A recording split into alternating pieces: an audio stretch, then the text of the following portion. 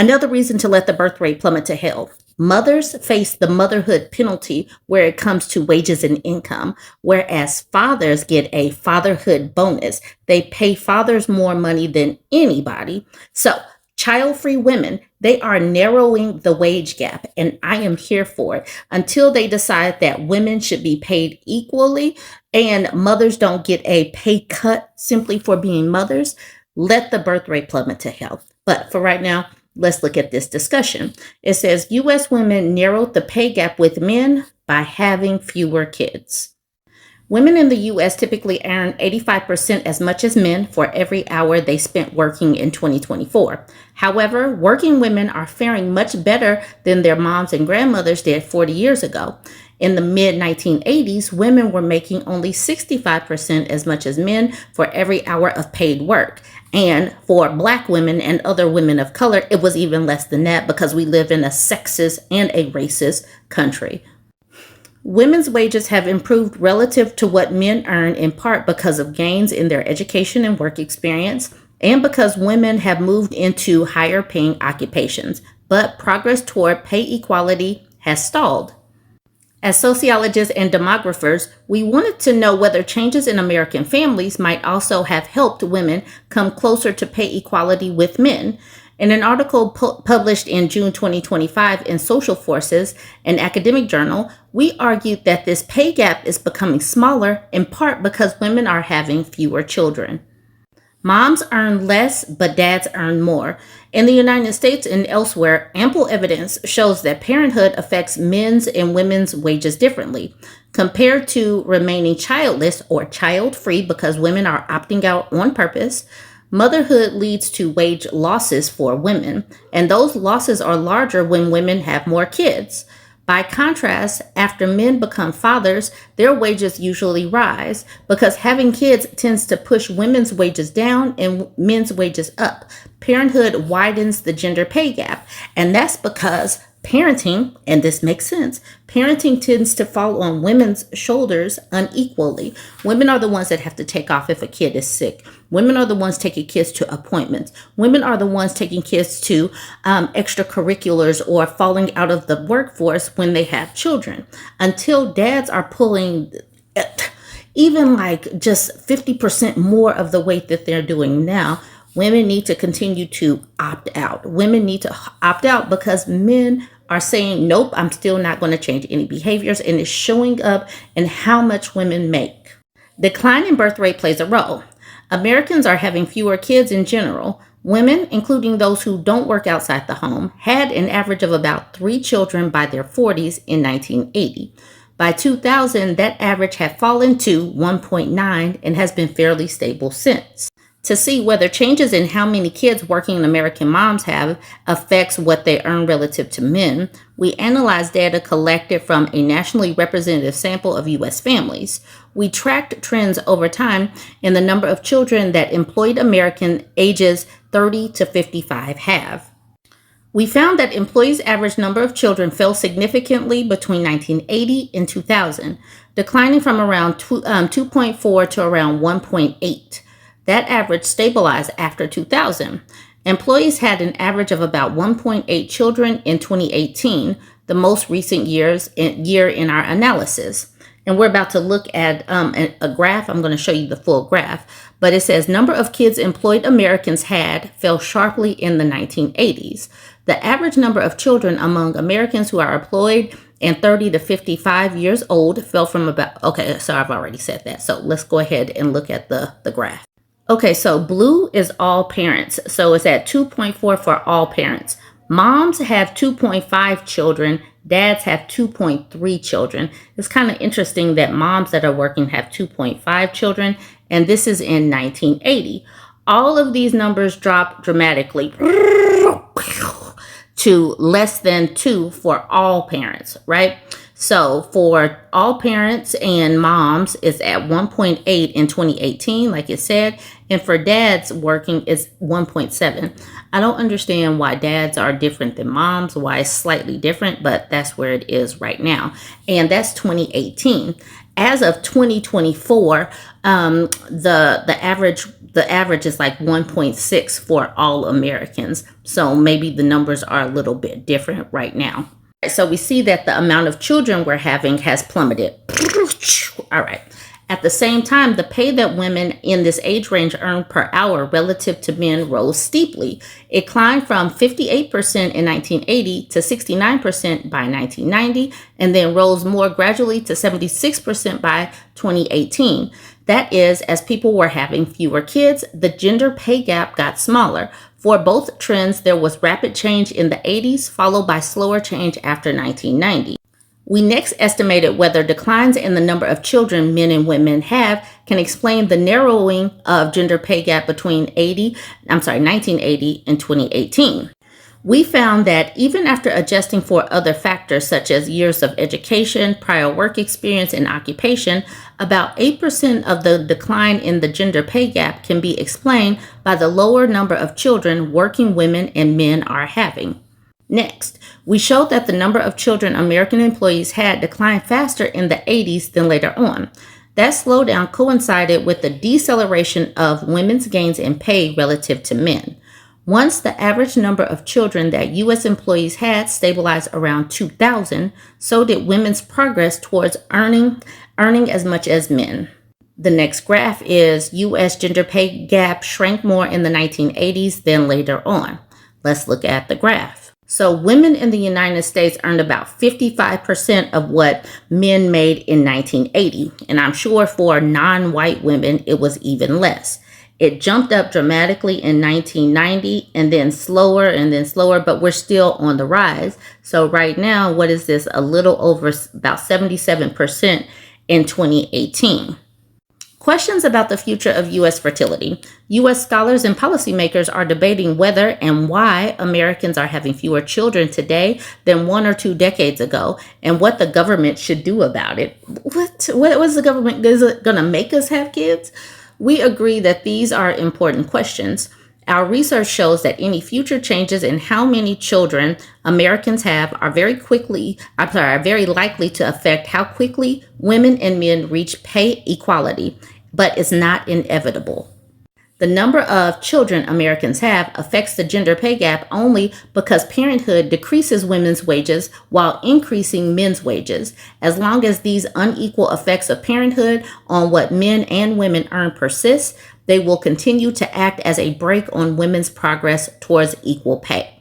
So that is honestly why probably the younger demographic of women are more concerned about that women, at least the women that voted for Harris, they are more interested in having a fulfilling career and some financial security than they are about having kids, which is second from the bottom. Whereas men want to have babies more so and get married more than the women.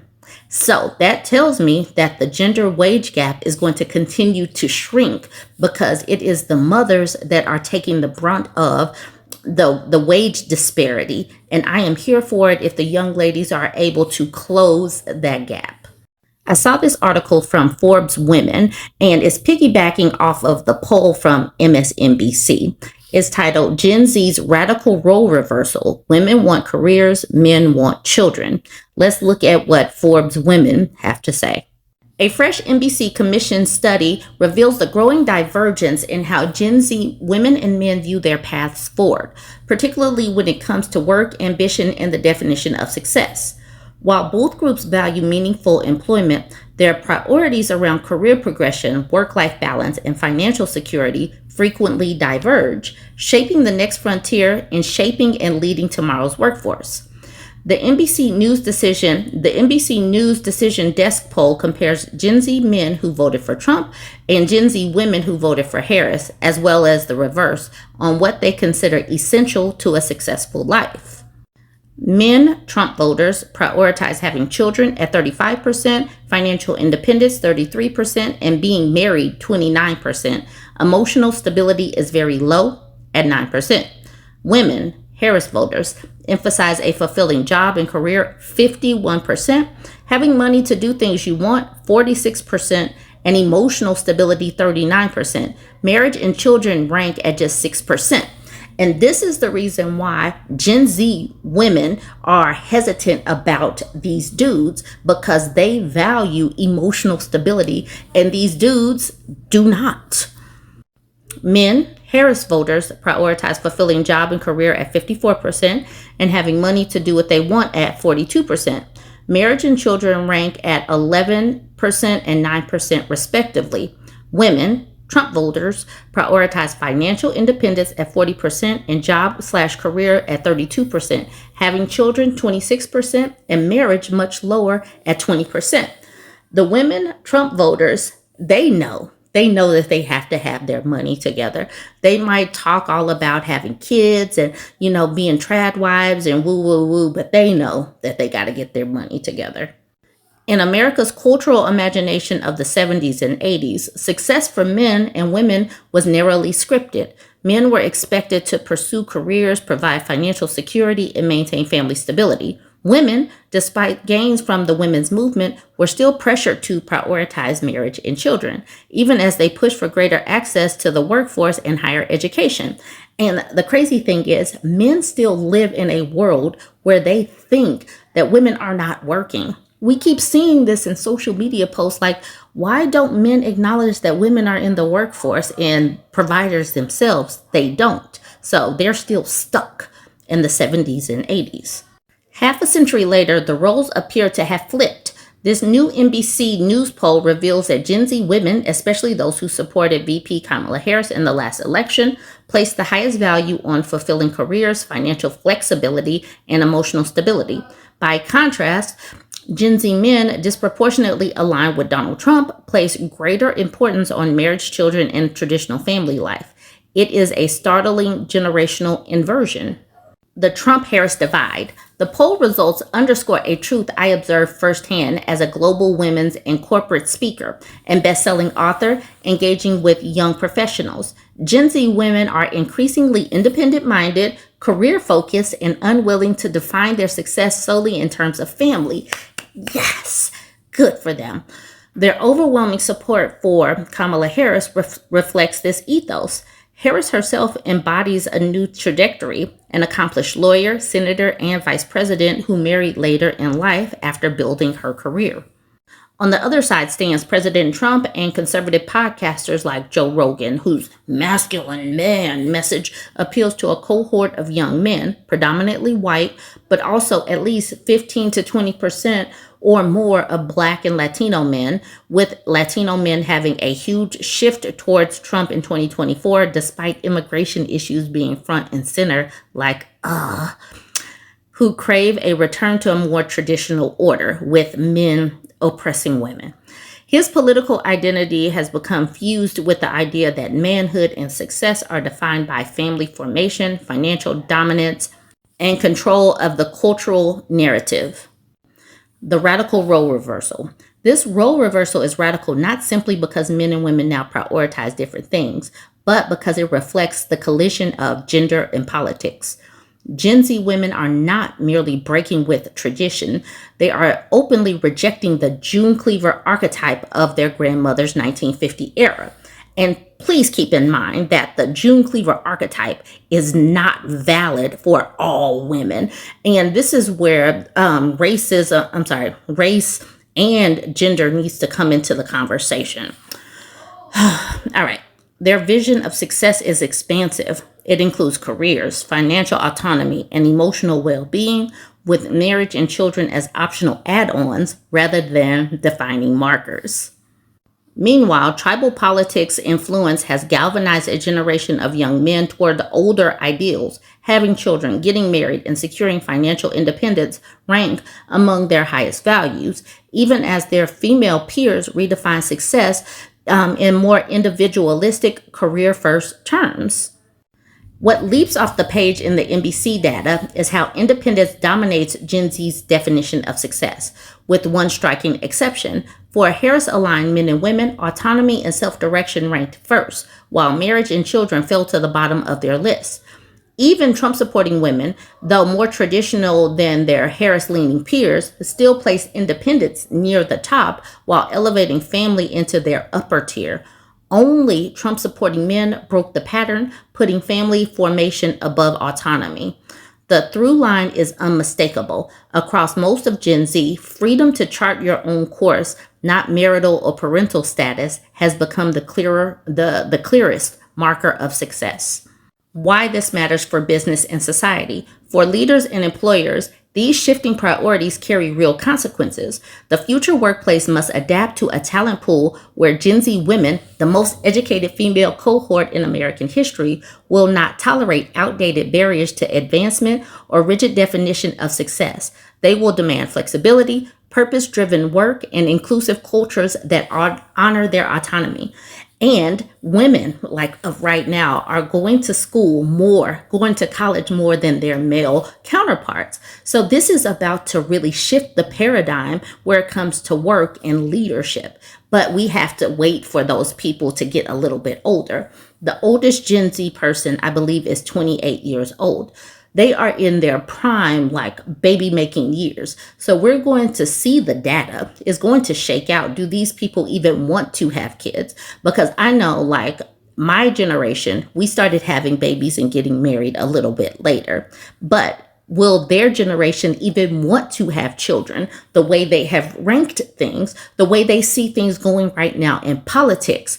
They are turned off by the policies that we see right now, and they're turned off by their male counterparts, and how oppression and dominating women and stripping our rights have dominated the discourse. That is the reason why MAGA men are repulsive. So it's going to be interesting to see how jobs, family, and dating and marriage how it all coincides in this political climate. I'm going to end it there. Y'all join the conversation. Let me know what you think about all of this. Don't forget to like, comment, and share. I'm pushing towards 85,000 over on my YouTube channel. If you made it this far, go ahead and support your girl. Don't forget to like, comment, and share.